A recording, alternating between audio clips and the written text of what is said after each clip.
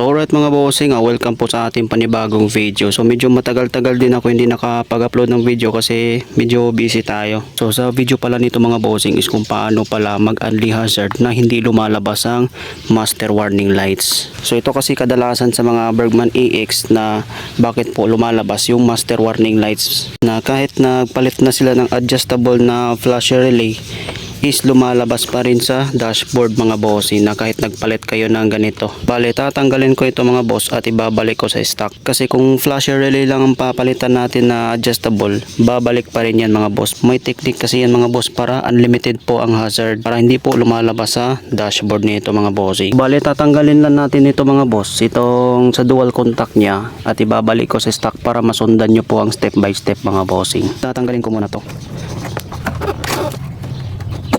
Pag-obserbahan natin kung stock lang ang kanyang bulb kasi babalik talaga siya. Yan. Tapos sa kabila naman.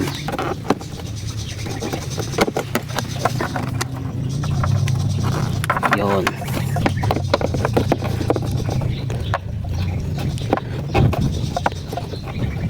Tapos dito sa kabila. Yun. So ito nabalik ko na po. Bali pa tatanggalin pa tayo dito.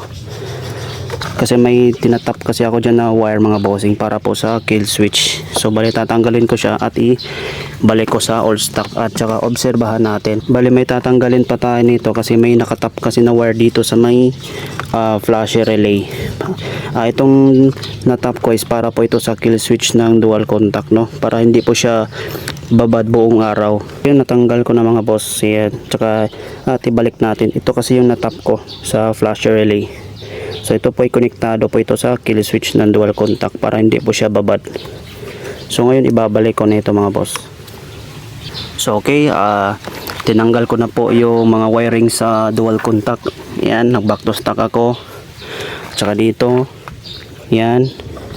So ngayon i-explain ko naman sa inyo mga bossing kung paano po mag-unli hazard. Kasi po kung nag-i-install kayo ng hazard switch, bumabalik talaga yan mga boss. Magkakaroon talaga yan ng master warning light dito mga bossing. Umiilaw yan. So kahit na nagpalit ka na ng adjustable relay ng itong flasher mga boss is bumabalik mga bossing.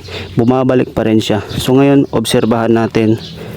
Ngayon i-start natin para makita nyo ang kaibahan kung ano po ang technique para hindi po bumabalik sa warning lights. So ngayon nakabalik stock na muna ako sa ilaw niya at saka testingin natin at i-hazard switch natin kung mga ilang minuto po ang lalabas. Baandarin muna natin to mga boss, tapos i-hazard switch natin at saka obserbahan natin kung hanggang ilang minuto po bago lalabas ang kanyang master warning lights.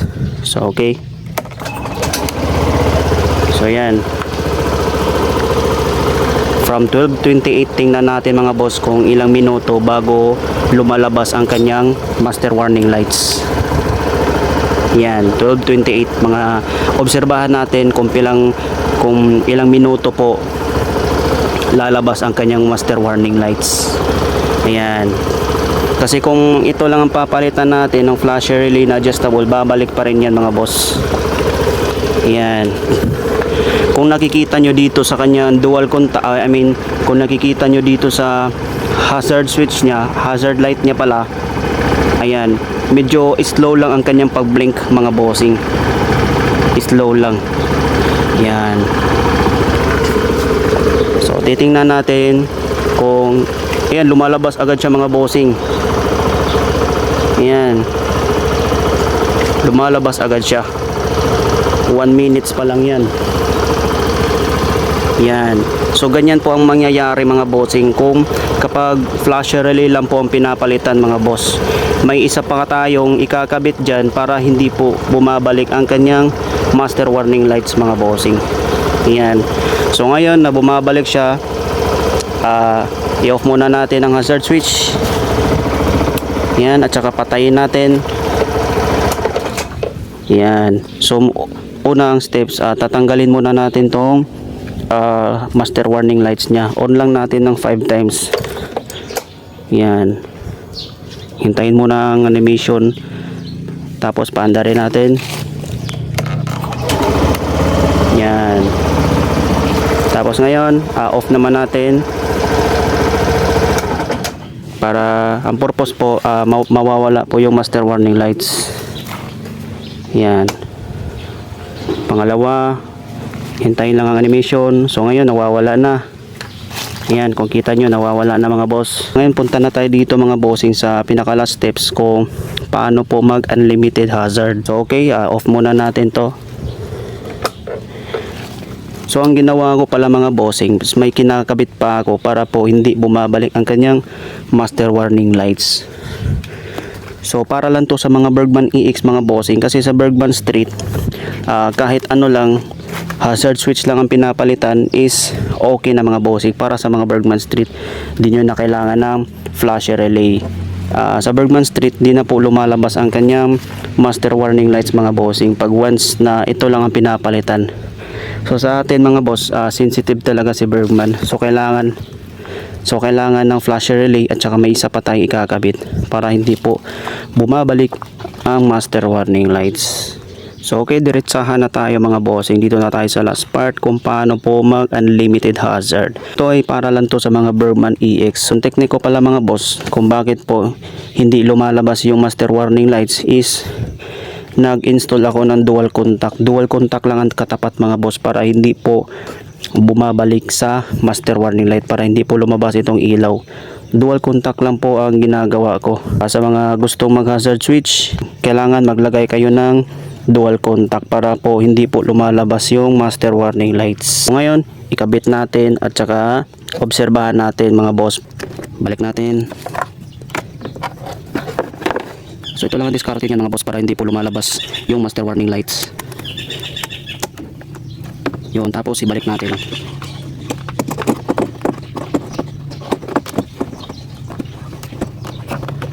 Sa kabila naman.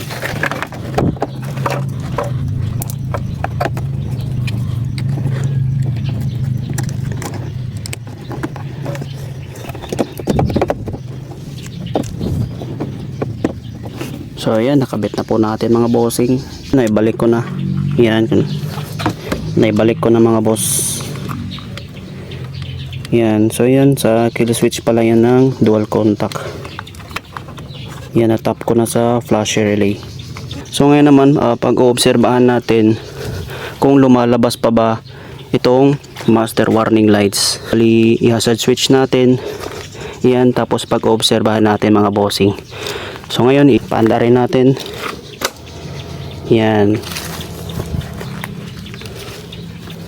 Start natin. Tapos hazard switch natin. Okay. So ngayon mga boss is 12:37. So ngayon, obserbahan natin kung hanggang kailan ba or may lumalabas ba na master warning lights. Yan. So ayan, kinggan nyo mga bossing. Obserbahan natin. Yan. So ngayon mga bossing na naka dual contact na siya. So kung nakikita nyo sa pag hazard niya is medyo bumilis ang kanyang pagpitik mga bossing. Yan, hindi katulad kanina na walang dual contact is medyo mabagal ang kanyang pagblink mga bossing. Hindi katulad nito. Yan, na nagkabit na tayo ng dual contact is bumibilis ang kanyang pagblink mga bossing. Yan. So ngayon 12:38. Kahit abutin natin ng 12:50, babarin natin yan mga bossing. So hindi talaga yan lumalabas. So yun lang po ang na-discover ko na para po hindi siya bumabalik. Kasi hinahanapan ko talaga boss kung ano po talaga ang diskarte na para hindi lumalabas itong master warning lights. So ito lang yung ang diskarte mga boss. Dual contact lang ang katapat niyan. So ayan, di po siya lumalabas. So aabutin natin ng 12:50. So mahaba-haba na yan mga boss kung tutuusin. Ayan. So sa likod naman, titingnan natin sa likod. Ayan. Yan, medyo okay din mga boss. So may nag-comment sa akin na kailan daw ako mag-upload ng dual contact para sa likod mga bossing. So I advise sa iyo mga boss na bawal po maglagay ng dual contact sa likuran. Bakit? Kasi nga nakakasilaw po sa inyong likod mga bossing. Nakakasilaw po yan. Okay lang sa harapan maglagay ng dual contact kasi pababa naman yung tutok niya mga bossing. Ayan, yun nga ang problema, kaya bawal talaga maglagay ng dual contact sa likod. So ngayon 12:40 na, so may 10 minutes pa tayo mga bossing. So ngayon nakikita nyo wala pang lumalabas yan na master warning lights mga bossing. So ngayon update ko pala sa ating mugs na pang giorno na upcoming natin. Yung nabili ko pa na disc brake is ito pa lang. Ang nabili ko pa lang is ito pa lang sa may disc niya mga bossing. Ito pa lang yung nabili ko. So yung pinakita ko sa Facebook, yung picture na Vietnam na disc is hindi po yung plug and play sa Bergman mga bossing. Hindi po yun plug and play sa Bergman Street at saka sa Bergman EX na mugs. So yung mugs po is plug and play lang po yun sa Giorno at saka sa pang-click. Paano ko nasabi? Kasi yung butas pala niya, malaki po ang butas niya dito sa gitna mga bossing compared sa atin. Ayan. So yung rotor disc na nabili ko is para lang po talaga sa Giorno at sa click na swak talaga yun. Yan. So ngayon pinag-ipunan ko pa para sa mugs ng Giorno kasi gagastos din tayo. Yan, kasi para din yan sa inyo mga bossing. Yan, kung nakikita nyo 12:41, may 9 minutes pa lang tayo. So ayan, kung nakikita nyo walang lumalabas na master warning lights. Yan, so yun lang po ang solusyon yan mga bossing. So paabutin natin ng 12:50. Ayan. So kung nakikita nyo mga boss, ito pala is sa ano pala to, sa underglow lights pala to boss. Bali sa ilalim may ilaw to. Ayan. At saka dyan sa likod dalawa, magkabilaan yan mga bossing. So ito ay plug and play lang yan mga boss, wala kang tinatabasan dyan, wala kang binalatan na wire. So bali ito lang po siya, plug and play lang. Bali dito mo yan isasaksak, dito mo yan i-plug mga bossing. Yan. So para ma-install to is kailangan mo pang kalasin niya ng buong kaha sa likod mga bossing, at saka magbutas ka pa dito. Yan, kung nakikita nyo, yan, para po may kabitan sa underglow lights niya. Yan. So titingnan natin kung ilang minuto na lang ang natitira. Yan, 42 pa rin. May 8 minutes pa tayo mga bossing. So ayun, 7 minutes na lang. So hindi pa rin lumalabas ang kanyang master warning lights. Yan, so nakikita nyo oil na. So hindi pala ano mga boss, paabutin ko muna ng 24,000 bago ako magpalit ng langis. Yan. So sa mga nagtatanong kung ano po ang gamit ko na langis, Shell long ride po ang gamit ko. Dati akong nakapertua. Dati pala ako nakapertua na langis mga bossing. So medyo naano kasi ako sa online kaya doon na lang ako sa Shell mismo, Recta Shell mismo ako bibili para iwas piki. Yan, kaya lumipat ako ng brand. Yan, so paabuti lang natin to mga bossing para hindi po masasayang yung oras. So yan, may 7 minutes na lang. So hindi pa rin lumalabas ang kanyang master warning lights niya. So kung nakikita nyo mga boss, is nakatubar pa rin. Grabe, ang tagal niya mag 3 bar. Ganon talaga pag first start pa lang sa umaga. Umaga ba? Tatanghali na ngayon. So ayun, nakikita nyo 6 minutes na lang bago mag 12:50. So wala pa rin lumalabas na master warning lights mga bossing. So dual contact lang talaga ang katapat para hindi po bumabalik ang kanyang master warning lights. So yun lang. So medyo madumi na din sa loob. Di ko alam kung legit ba itong Mars contact cleaner para po sa mga wirings. Di ko alam kung legit ba yon, kasi bala ko bumili para linisin tong mga wiring sa loob. Yan, kung nakikita nyo is puno na po ng mga likabok na dumidikit. Yan. So syempre may parang may kunting i-modified ako dito sa dito sa may knuckle niya, kasi tabingi talaga konti si Bergman. Tabingi talaga konti si Bergman, mga bossing. Yan. So hanapan natin yan ng diskarte para po ma-align po ang kanyang manobela. So ayan, 12:45 na po mga bossing. 5 minutes left na lang bago po mag 12:50. So wala pa rin lumalabas na master warning lights, mga bossing. So yun po ang ibig kong sabihin na unlimited hazard yan, mga bossing. So yan, abutin lang natin ng 12:50. So meaning mahaba-haba na po yan, mga bossing. Yan. So ulitin ko, based po sa observation, noong nagkabit tayo ng dual contact is bumilis po ang kanyang pag-blink, mga bossing. Bumilis po siya. Ayan. So mas mabuti na may diode kayo. May diode kayo sa dual contact. Kung wala man kayong kill switch, so mas mabuti na may diode kayo, mga bossing, kasi babad na babad po yan buong biyahe, mga bossing. Nakatutok yan, mainit yan, mga bossing, dito. Babad na babad yan. So kung may ano ka naman, may kill switch ka naman, di nyo na kailangan mag diode, mga bossing. Bakit? Pwede nyo naman siya i-off. Yan. So hindi na po yan babad sa araw, mga bossing. So kung may kill switch ka, no need na mag diode, mga bossing.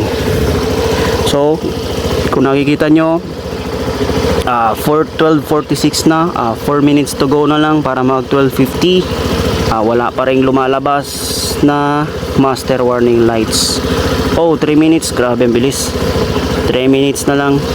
So wala pa rin lumalabas, mga bossing. So ganun po talaga, effective talaga dual contact. No? Effective talaga ang dual contact, mga bossing, para po sa unlimited hazard. So yan, abutin natin ang 12:50. So ito po ang kanyang tunog ng makina, stable na. Yan. So kung nakikita nyo, nakasero yan. Kung nakikita nyo, nakasero yan, mga bossing, kasi sayad kasi sa baba, mga boss. Yan, kaya hindi mo ikot yung gulong. Yan. So naglagay pala ako ng extended dito, mga boss.